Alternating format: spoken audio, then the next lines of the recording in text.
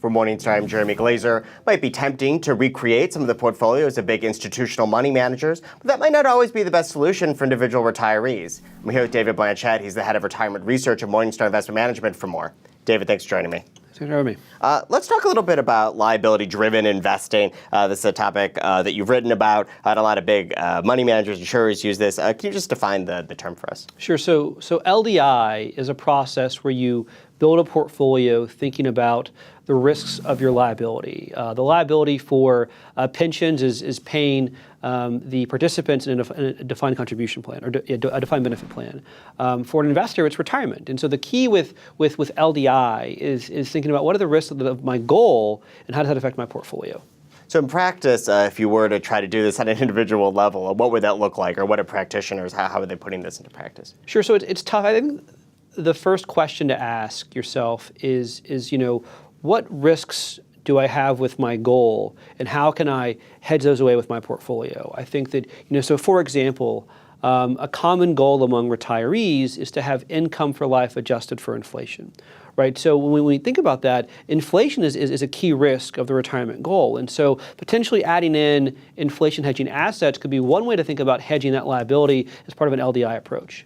But you think that this might not actually be the best idea for all investors. Why is that? Right. I think that a lot of the frameworks that big investors use in terms of hedging liabilities is being applied to individual investors. And people are different in terms of their liability for retirement versus, say, an institution that has to hedge the risk of a defined benefit plan. A few things. So one example is that the liability for individuals who are retirees are soft, right? You can change your mind. You can say, hey, wait a minute, the markets are down, I'm going to live off less. In contrast, a defined benefit plan, they have to make that payment every month guaranteed for life. There's no kind of room at all there to kind of make a change. The second is that people have other stuff to fund retirement with, right? So we have things like Social Security benefits or other assets that we can use to fund retirement. And so the perspective you take in terms of that liability just differs across investors, especially institutional investors or individual investors. What would this mean for, say, an annuity? I mean, that would be something that would give you that guaranteed income. How does that play in here? Well, a big question people have is, let's just assume that I'm going to buy an annuity when I retire. How does that affect my portfolio decision? And an annuity is usually a one-time purchase. And so it's a single liability when you retire. And so someone may say, well, you should be very conservative as you move towards that purchase decision, because if interest rates move up and down, your portfolio changes, it can really affect your lifetime income.